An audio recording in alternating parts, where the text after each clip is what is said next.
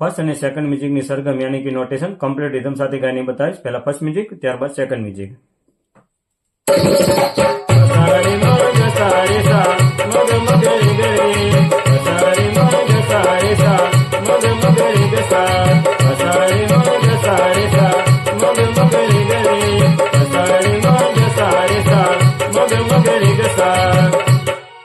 Second music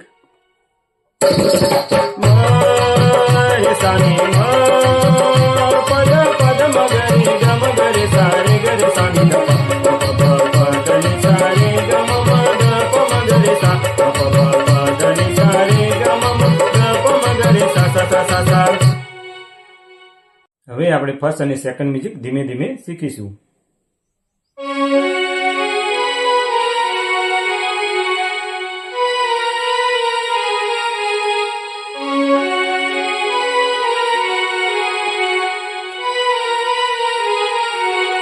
બે વાર વગાડવાનું છે સેકન્ડ મ્યુઝિક।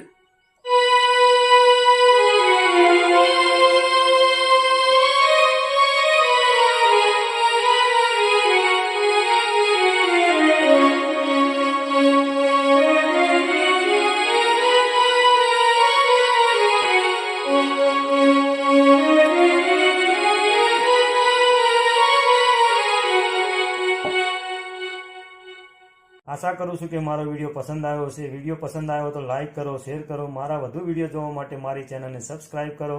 जय श्री हरि, जय महाकाल, जय माताजी मित्रों।